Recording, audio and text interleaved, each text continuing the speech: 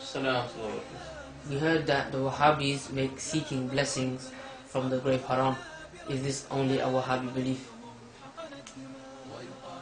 Bismillah ar-Rahman ar-Rahim.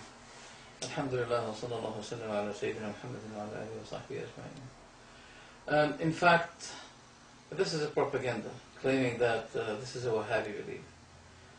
The books of the fuqaha who belong to the four madhabs, they all made it disallowed, and they said this is the habit of the Jews and the Christians. We will start with Imam al-Dhahabi, Imam Ghazali, who said he should neither touch the grave nor the stone, because this is the habit and the attitude of the Jews and the Christians. And that is in the book Ihya Ulumuddin, first volume, page 259. Now people are going to be surprised with this. Is this really a Ghazali belief? Is Ghazali Wahhabi? Ghazali died at the year, Hijri year, 500, something like 500. So there's a period of something like maybe 800, if not 900 years between Ghazali and Muhammad ibn Abdul Wahhab. Ghazali himself says that you should not touch the grave by your hand, because this is the habit of the Jews and the Christians. So would you describe Ghazali to be Wahhabi? But not only Ghazali. Also in the same book, volume 4, page 191, he said the same thing.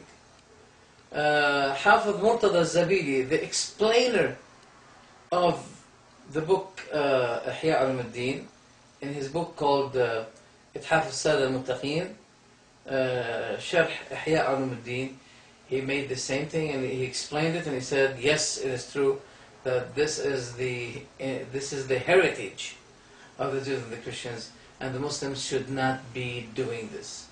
So it's not Muhammad ibn Abdul Wahhab who said, oh, the Wahhabis. This is a propaganda. It is a propaganda.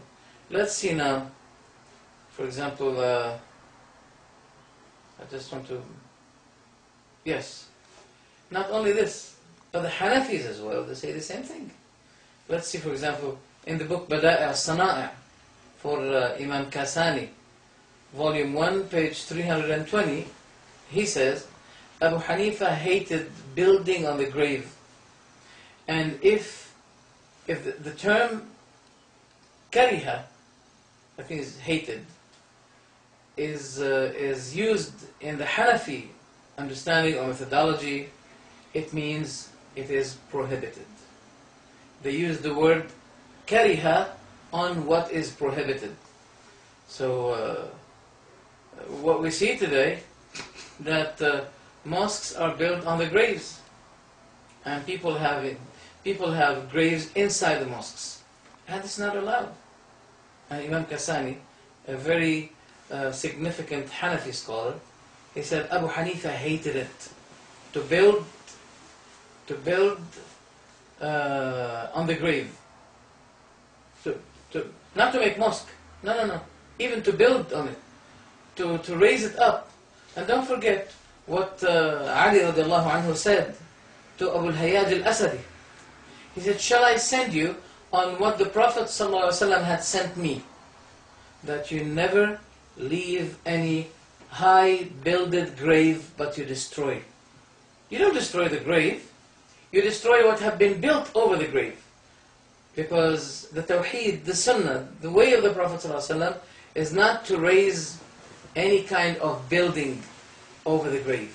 It has to be touching the earth, or even a bit over the earth, to be known as a sign that there's a grave here, because we're not allowed to step over the graves.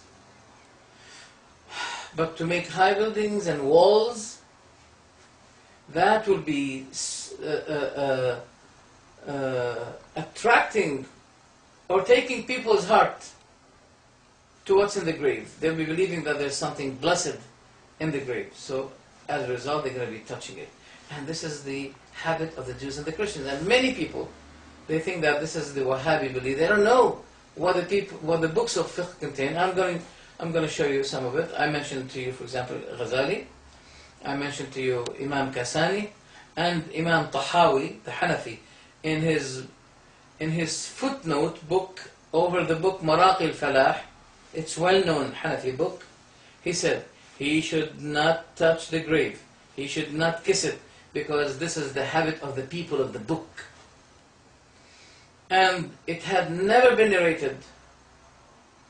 There is no legalized or allowed or permissible kind of touching except for two. The Yamani corner on Al-Kaaba, Yamani corner. You can touch it. You know, there's Hajar al-Aswad and there's the Yamani corner. He said there is no, the Sharia of Allah subhanahu wa ta'ala did not allow any kind of touching except touching the Yamani corner and the black stone. That's all. And also, the famous commentator of the book Ihya Ulumuddin, Imam Murtada Zabidi, he said in his book Ithaf al-Sada al-Muttaqeen, Sharh Ihya Ulumuddin, in the volume 4, page 417, he says, the reason the Prophet said, don't make my grave as Eid. Eid means a place that you repeatedly visit. This is the meaning of Eid. He said, the reason why the Prophet said, alayhi salatu wasalam, do not make my grave as a place of visit, Eid. He said, because of what the Prophet said, alayhi salatu wasalam, oh Allah, don't let my grave be as a wathan. Wathan is a pagan place that people take and worship apart from Allah subhanahu wa ta'ala. Then the Prophet said, Allah's anger has exceeded over people had taken their graves, the graves of their prophets, as a place of worship. And the Prophet, before his death, it was mentioned to him, the churches and the statues and the graves contained in it. The Prophet ﷺ said, may Allah's curse be upon the Jews and the Christians, because they took the graves of their prophets and pious people as places of worship.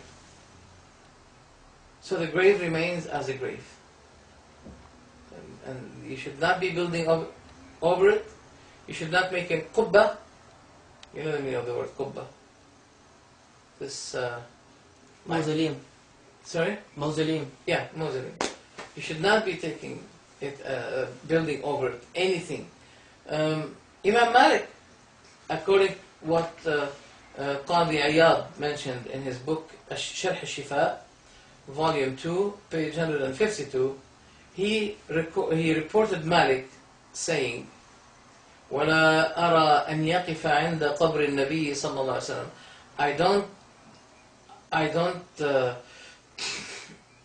I don't see it good for the person to stand before the grave of the Prophet ﷺ, but he should be giving salam to the Prophet and keep going. That's what he said. What we see today, when people pray, they don't cry. But when they stand before the grave of the Prophet ﷺ, they start to cry. Now, I'm not denying that people will be having some sentiments, some feelings.